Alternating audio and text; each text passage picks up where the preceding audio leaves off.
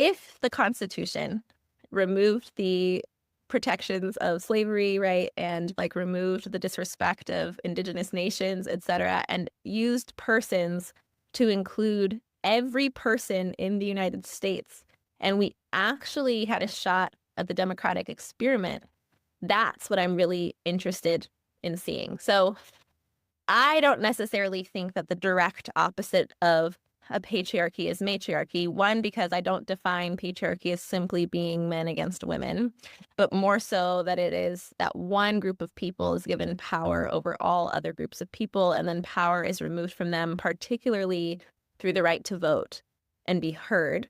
But what we're actually trying to accomplish is that everybody in our nation has power, because that's when you live in an actual democracy. Hi there, I'm Jen Cassetta, your Chief Badassery Officer. If you're feeling drained, hesitant, stuck in self-doubt, or you just have a case of the vlogs, the Art of Badassery podcast is here to help you unleash your mojo once and for all. We'll provide you with tips, techniques, and real-life examples of how you can kick ass in all areas of your life. You'll learn how to flex your mental muscles, rise above fears, and turn setbacks into superpowers. So let's enter the dojo and let's get to work.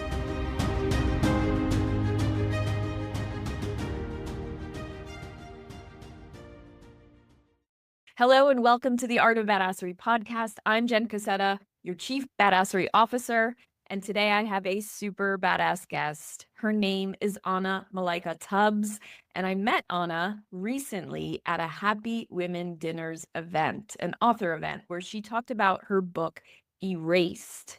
We are going to talk about Erased, but let me give you a little more background on Anna first. Anna is a, not one, but 2 times New York Times bestselling author. Anna, that's my goal. Just 1 time. I'll take 1. You got 2.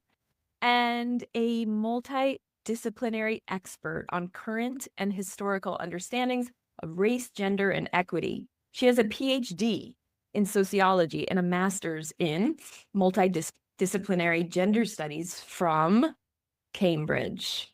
Not impressive at all. With also a degree, an undergrad degree at Stanford, right? Yeah. So amazing. So brilliant.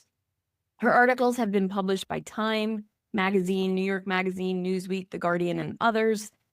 Her first book, called The Three Mothers: How the Mothers of MLK Jr., Malcolm X, and James Baldwin Shaped a Nation, came out in 2021, and her second book, Erased: What American Patriarchy Has Hidden from Us, came out just in May of 2025. Her TEDx talk has been viewed 2 million times. My goodness, Anna. Seriously, #goals. Welcome to the show.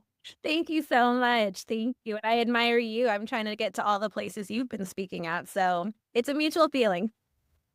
One day, I'm just putting it out there, universe, we will share a stage somewhere in the world, right? I love that. That would be amazing. I heard Anna speak, like I said, at a Happy Women Dinner event. If you don't know what that is, folks, sign up for the emails, go to the website.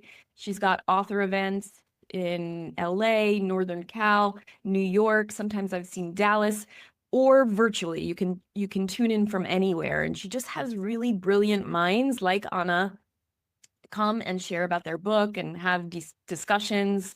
And this is just what we need. We need more community, more women in community talking about different topics, but I like this topic specifically.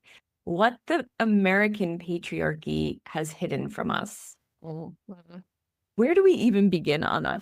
Let's begin with you. Let's be fun. Yeah, take us back. Tell me about your upbringing, because I think that obviously tied into why you chose this path. Definitely. Yeah. So I was born in the United States in Albuquerque, New Mexico, but my parents really wanted to show us the world as much as possible. This was very important to them. One, because my mom was born and raised in Clarkson, Washington, and she always dreamed of having a more global experience and kind of breaking away from some of the small town mentality, even though she loved where she grew up, but she wanted to explore more. And my dad was from Ghana, or is from Ghana, I should say, and he met my mom in Sweden, actually. That's where they fell in love. And they wanted to move around the world in this kind of nomadic lifestyle. So they prioritized that. And if a teaching position opened up somewhere, they would go and do that. If they could consult somewhere, they would go and do that. So I grew up in Dubai, Estonia, Sweden, Azerbaijan, Mexico. I went back and forth to Ghana, where my dad was from and is from. And I just saw so many different ways of living. And when we moved back to the States, the University of Wyoming had just started an international law program that recruited my parents. And so we ended up in Laramie, Wyoming for 4 years. And then, which I say is the most exotic of all the places that I've lived. I loved it, but what an interesting kind of sociological study. And then after Laramie, Wyoming, I went to boarding school in Indiana because my parents took projects abroad again. And then I ended up in California for undergrad, went back to England for my graduate work, and now have been in California since. So I've always been very third culture, kind of that kind of experience, and seen so many different ways of living, of people organizing themselves, of policy. So everything feels very possible in my mind as a result of that. Oh, that's such a great way to view the world. Very possible. Yeah. And positive. I like that. Very positive person, very optimistic. Then, you know what I love so much, because I listened to your book over the last week. You would say like something really positive about, obviously it's a heavy topic, but you'd say something positive, and then there's a lot of however. In order to get there, yeah, because it's not guaranteed. We can get there if we're willing to do the work, but it won't just come to us. So I think that's always the kind of part that you have to attach to positivity is how are we going to achieve those outcomes? How do we have faith in something that could happen, and how do we work for that thing to happen? Because I think plenty of people, especially during scary times, can just say to themselves, it's all gonna be okay, it's all gonna be okay.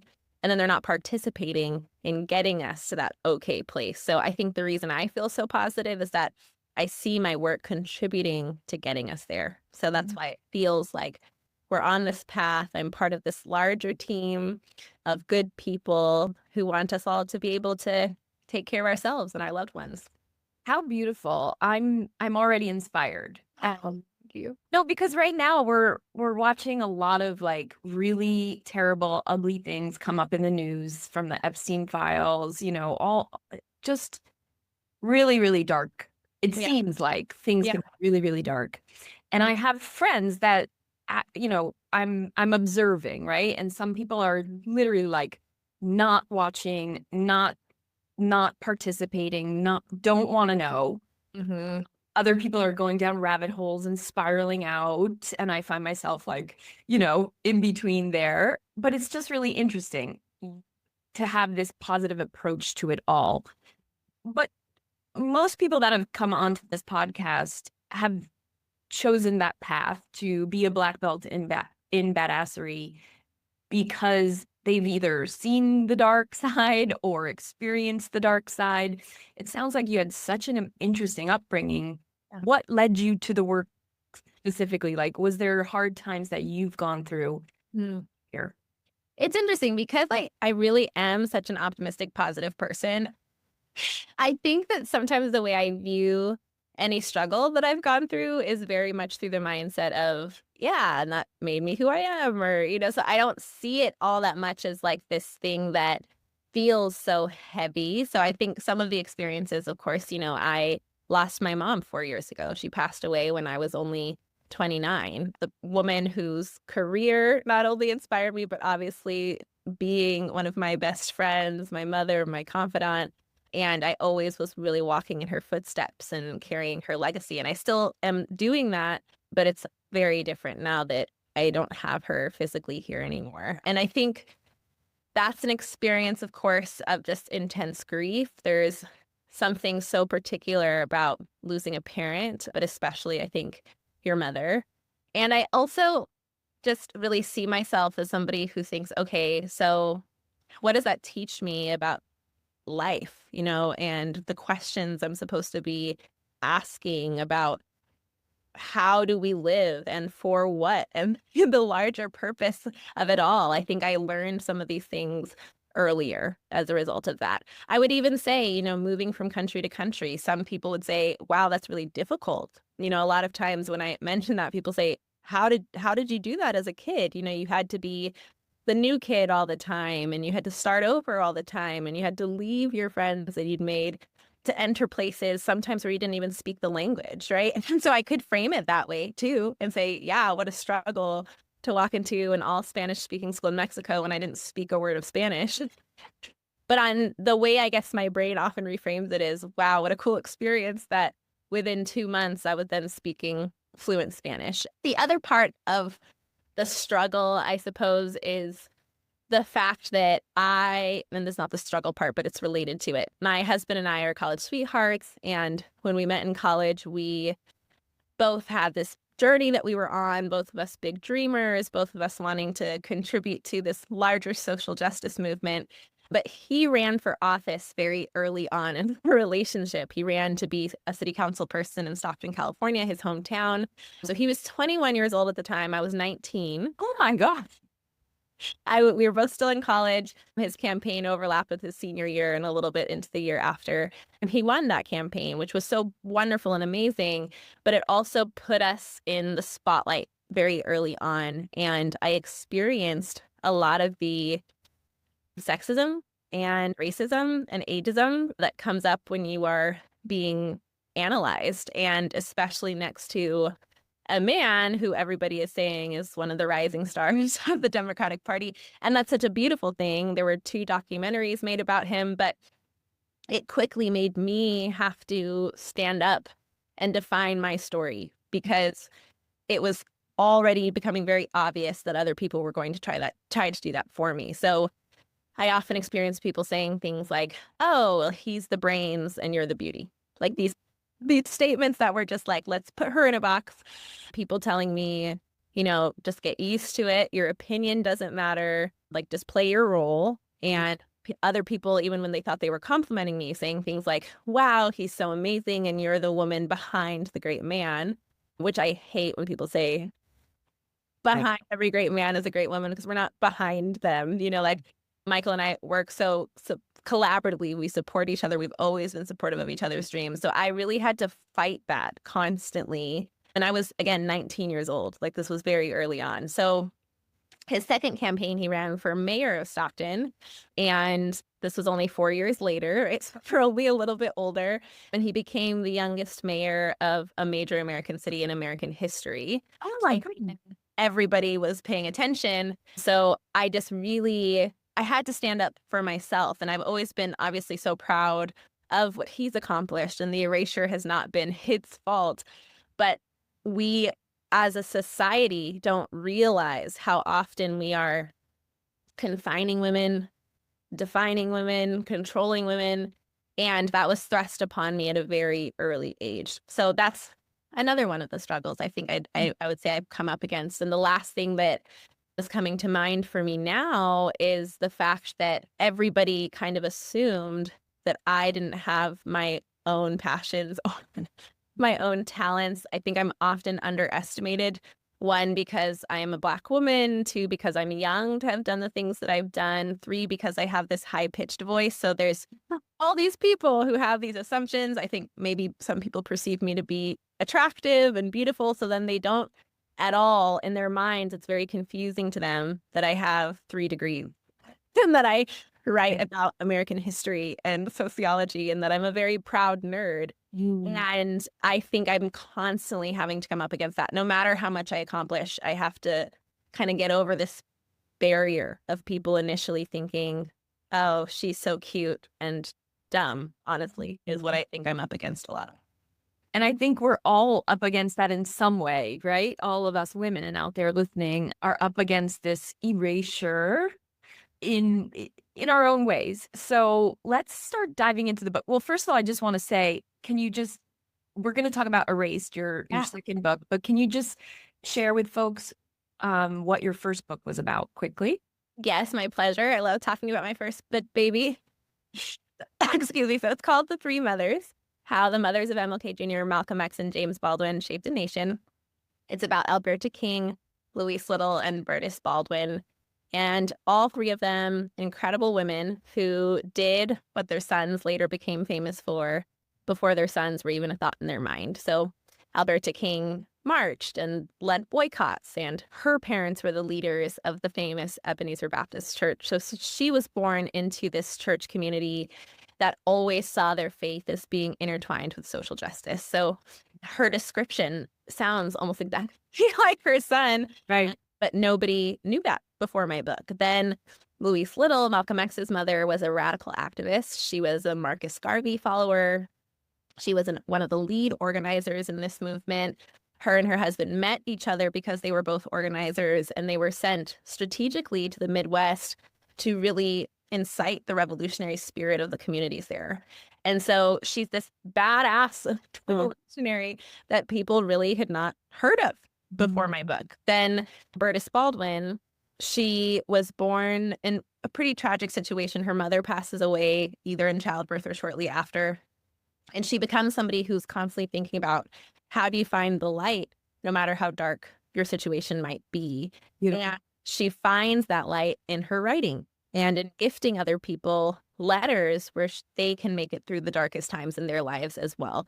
And this is during Jim Crow. So she's also thinking about, how do we fight against that national darkness, and how do we reclaim the light? And so when her son later becomes the famous writer, James Baldwin, and he says that he's a witness to the power of light, and he uses his writing to do that and to be that witness, he's really just following in the footsteps of his mother. So that's the whole premise of the book. It's not what I set out to prove when I initially had the question. I really just wanted to know who the women were. I thought it was interesting enough just to ask who birthed and raised these three incredible men, and their stories deserve to be told. But in the research, and 90% of it is my original research, because there was nothing out there about them really before I wrote it. In the research, over and over again, it became clear these sons really, truly walked in the footsteps of their mothers. Wow. Beautiful. I just love history. I was never a great historian by any means. And yet I've had now everyone out there, if you remember, Josie Cox came on the podcast with Women, Money, Power.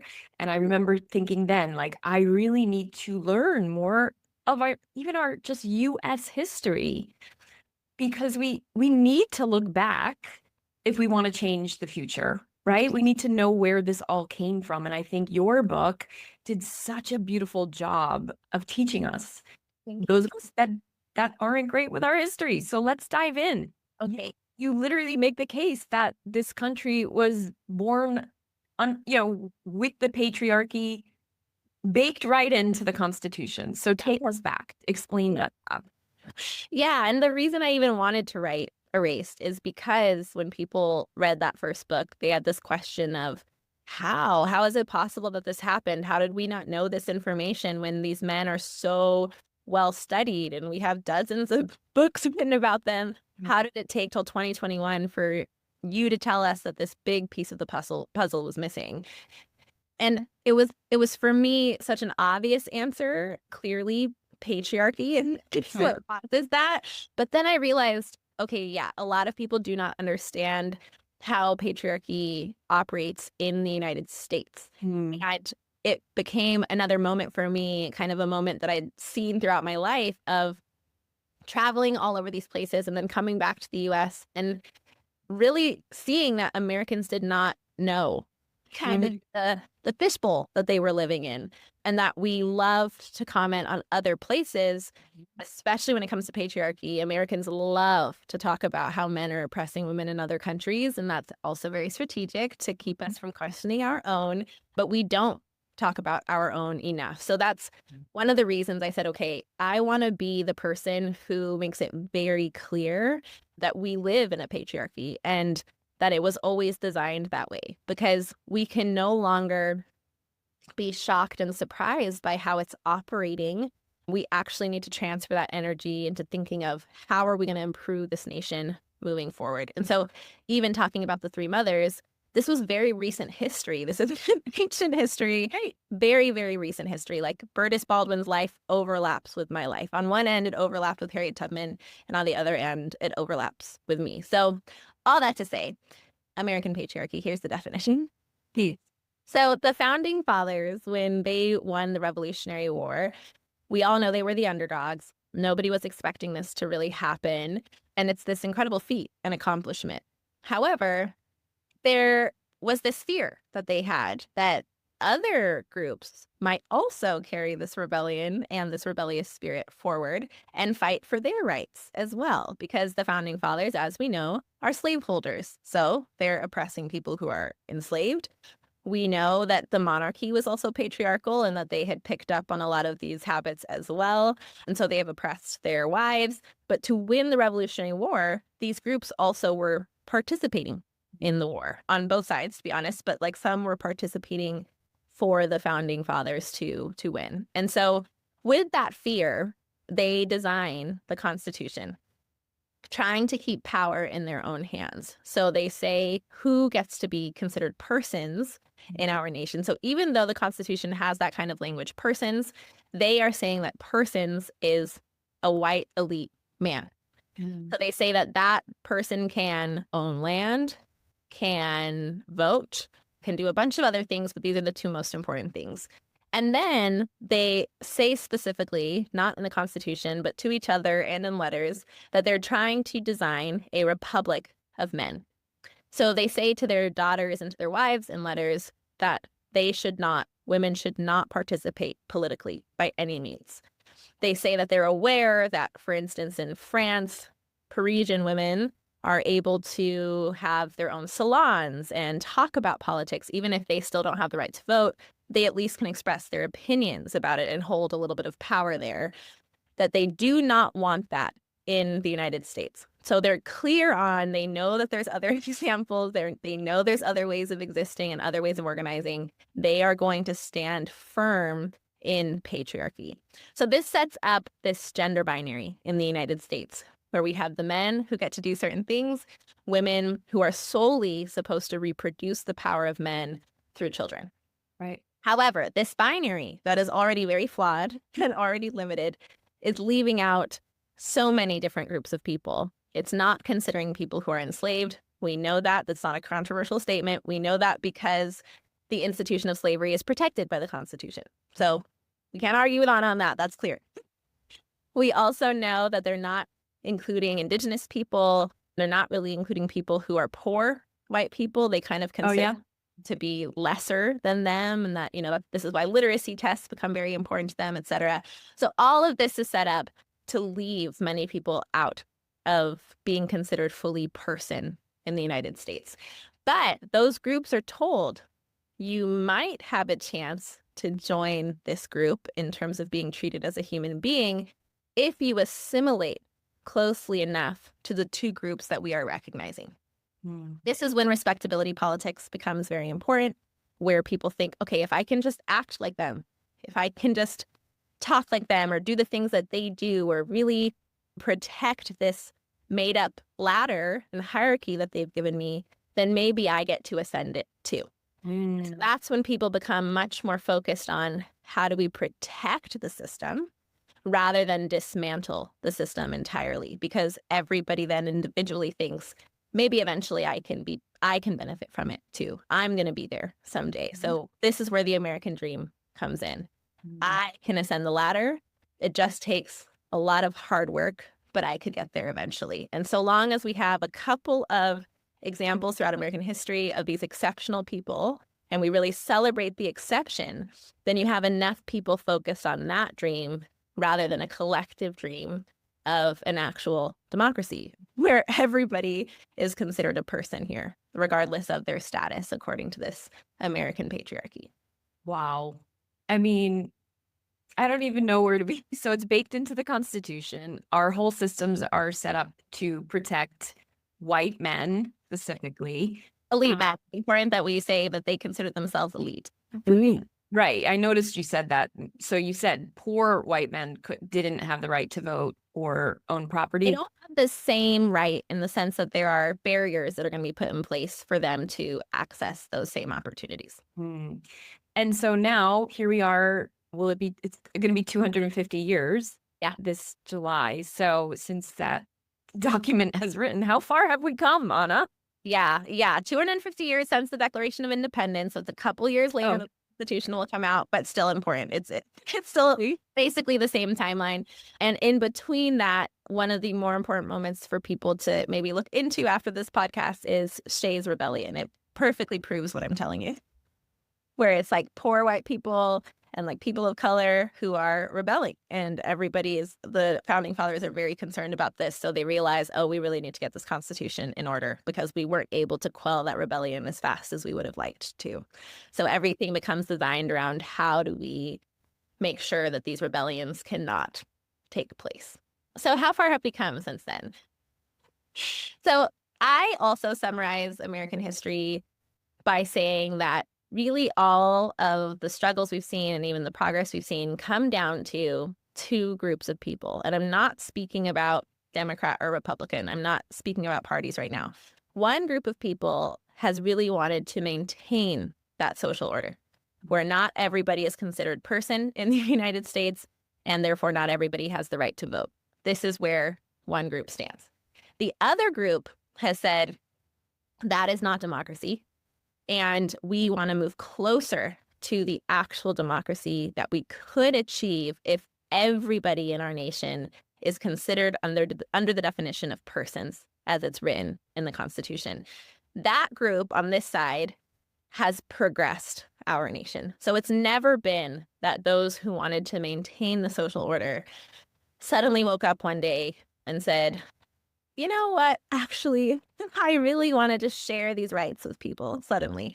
No, it's always been that the group who could not accept the limited definition of humanity that we were being offered, where they are fighting for us to fully include everybody. And this is why, in particular, Black women become very important because Black women were the ones who were often cast as the complete opposite of the white elite male. An example of that is when we're told that white women are simply supposed to reproduce the status and the power of men through children, when we look at how the law treated Black women and their children, it actually said the complete opposite. In the case of Black women, if they were to have children, especially during times of slavery, these children carried the status of the mother. Always. It didn't matter how they came to have the children, especially in these horrific ways in which they were forced to have children. Those children always carried the status of the mother. So this is just one example where Black women are told you are the complete opposite. You are completely cast away from any of the benefits of American patriarchy. You're not even close to getting any of this power. And that is why Black women have been able to recognize how made up the system is, because it's not divine. It's not some natural order. It's constructed. It's built. It's fabricated. It's made as rules. It's told to us through consequences if we try to defy it. But if you're being told that you're not human, your children don't get to be human either, there is something that happens that says, oh, we're not going to accept that. And in fact, we're going to change this nation to be worthy of our children because they are human beings. They're the most precious human beings, and they deserve to be treated that way. So that's when we've seen progress. That's when we see people gaining the right to vote. That's when we see protections or more control over who gets to, get away with their crimes or not, et cetera. And so we've seen that progress throughout American history. And I'll also say that none of it is ever linear in the United States. This is the other thing that people really get confused about here, where they think, okay, great, women gained the right to vote. Cool. Put a pin in it. It's never coming out. And now we move forward. People of color get the right to vote. Awesome. We're really progressing. That's actually never been how American history has progressed. It's always been, okay, we gained something. This group gained something. The other group says, hey, we want to go back. And so they pull. And then there's this constant tug of war. Right. And in reality, even though right now in our nation, it really feels like that group that's trying to protect the original social order is winning because, well, the president of the United States is in office. I still see this group that is fighting for progress pulling further ahead. And I think this is the reason we're seeing such a dramatic response, but especially where we're seeing it start to crumble. And we're seeing like the things like the Epstein files where things are being revealed to us. Yeah. That took incredible persistence. It took people fighting. It took people saying, we are not accepting this cover up anymore. Yeah. That's been going on for decades. Decades. Huge victory. And the question now is, okay, so how many people on this side can we get to understand? You need to come over and you need to help us, because you should be just as appalled as we are by this information. And now maybe you're finally realizing that system didn't serve you and it didn't serve your children. You need to stop being so focused on ascending that ladder, because it's only leading to really horrific things. So where are you going to fall in the next 250 years? Wow. Oh my God. I like a million things I wanted to jump in and say, but you're a gift. I'm just like learning so much listening to you. But okay, so right now I think that all these things coming up to the surface and being revealed is like patriarchy's like last grip. They're fighting so hard because they're being uncovered, right? All the darkness and the sexual abuse. I mean, we can go on and on and on. But today I happened to see a clip of Pam Bondi during a hearing. She starts deflecting and talking about the stock market. And this is in front of Epstein survivors, right? Women that have been abused sexually, mentally, emotionally, spiritually, by these men. Yeah. Have tried to get attention around it for decades, have been ignored, have been erased. And she's deflecting and talking about this. Why is it that some women will defend the patriarchy and act like the patriarchy when, right? Shouldn't we all be fighting for women's safety? Yeah, I mean, it feels like we all should, and it's heartbreaking every time it happens. But the reason that it happens is that they believe that they, as individuals, can benefit from ascending the ladder. I think it's also that, especially a lot of white women, because of how American patriarchy is set up, yes, they are oppressed by the men in their lives. This is true. But they also recognize that they are not as oppressed as these other groups that were never fully recognized in that initial binary and in that initial setup. So sometimes it's a very conscious, at least I have some protections in this social order that I can see other people do not have. Or it's subconscious, where they are just feeling the comfort and the privilege of being associated with that system, that they don't really want to rock the boat. I have this whole theory that, a lot of white women aren't even voting for themselves. I think a lot of times their husbands are just taking their ballots and doing what they please with it. And so I think I think we need to look into it. I really think that there's a lot there. But so there's the conscious and there's the subconscious of that. And then there's that individual aspiration. But I could benefit from this. So let me not worry about anybody else. There's something for me to gain by aligning with this, right? Whether that's money, whether that's protection just for me and mine, whether that's this semblance of power that I get to hold. We've seen this historically, and especially, with the KKK, there were a lot of women who felt that at least they had some role to play. There was some power in it, even like cooking for the Klan, like, wow, look how I'm contributing to maintaining this system. And then justifying it by saying things that further dehumanize these other groups, like, blaming Black men, let's say, or coming up with stories that never happened. We see this in the example of Emmett Till, where later on, years later, after this child has been murdered, the woman says, I made it up. Right. That's the kind of power that this system grants them. Right. Because the men in their lives are supposed to protect them and dominate them. But that means that anything that they say becomes powerful. So they cry. So they point fingers. So they distract from other people that are trying to wake us all up to the fact that this system is the thing that's hurting us the most, that's allowing for children to be all these horrible things, to be raped, to be murdered, to be bought, to be sold. And they just don't want to remove themselves from the comfort because they don't think it applies to them. Right. They like to be next to the power. Right. Proximity to power. I think you nailed it. That is what so many of us probably don't even realize that we're doing, and we don't realize that it's even a thing inside of us. So, and I'm going to admit something that doesn't sound so great, but growing up when I was thinking about this, and I grew up in a mostly white suburb of New York, and when I would learn about slavery and how our country was founded, I probably heard it from other people, right? But I probably went something like, oh, my ancestors were Italian. They came here on the boat. They weren't involved in all that. So it's kind of like, I felt like, I didn't have that ugliness in me. Yeah, like you're absolved some way, in some way. Absolved. Thank you.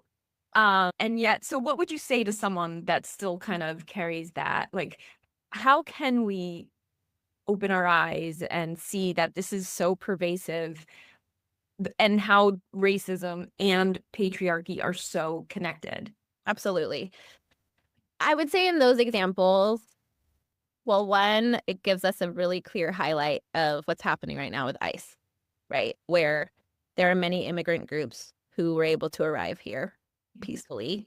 Yes, there's histories, I know, of pain, and maybe they weren't always accepted. And initially, Italian people were seen also as people of color. Like there's all this that brings up the arbitrariness of race, first and foremost.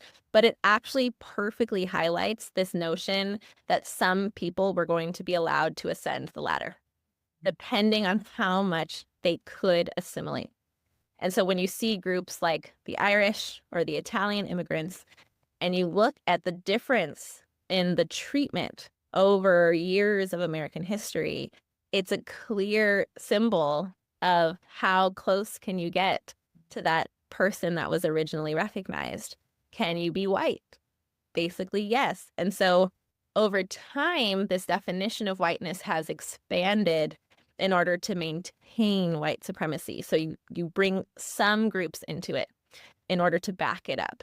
Because if enough people see themselves as a part of the marginalized, as a part of, the working people who are keeping everything going, as a part of the group that is not being paid enough for their labor, then the system will also crumble. Mm-hmm. So it's necessary for the system to allow some people in. So what we're also seeing right now with ICE is this is very targeted, obviously, against people of color. People who are Italian or who are Irish or who are British or French in the United States who also enter and don't leave when their visa expires. This is very commonplace, are not the ones who are getting pulled out of their cars right now, whose children are being removed from them.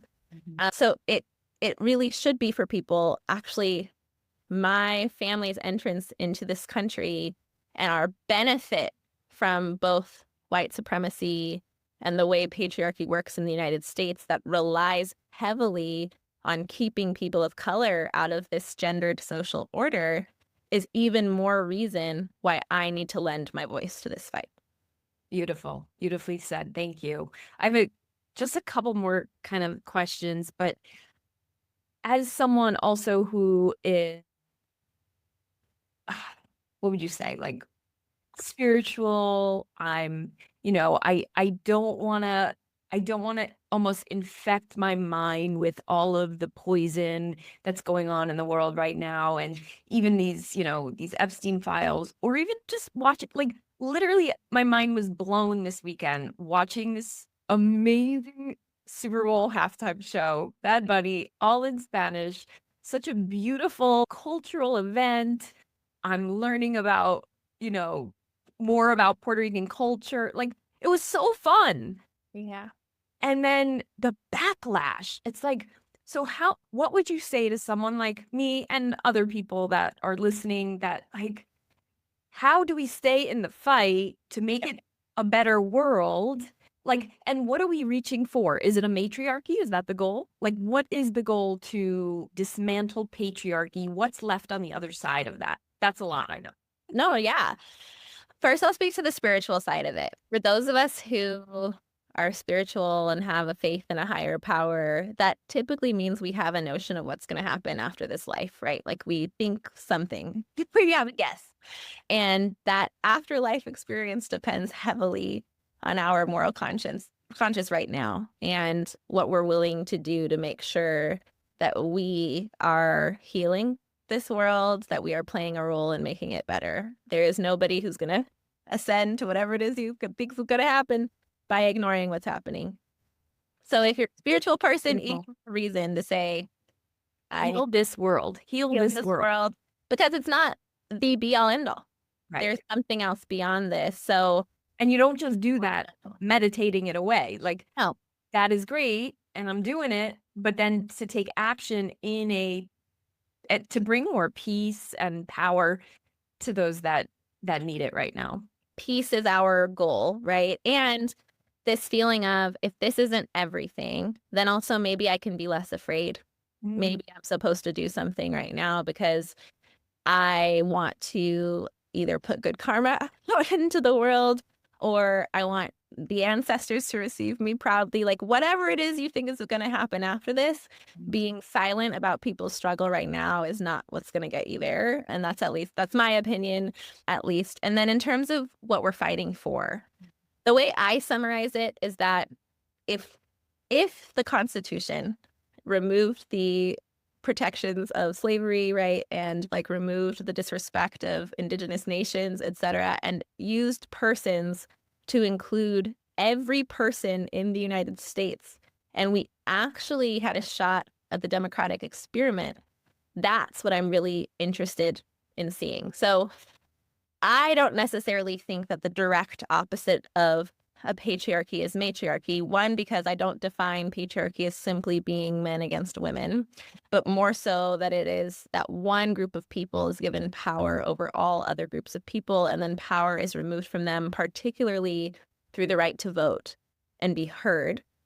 So I wouldn't necessarily say the fix to that is to give that power to one other group of people to do that to others, even though I would say I don't think that would happen in a matriarchy. And so I think if I have to choose, I would say matriarchy. Like if we need to move fast, let's go with a matriarchy. But what we're actually trying to accomplish is that everybody in our nation has power, because that's when you live in an actual democracy.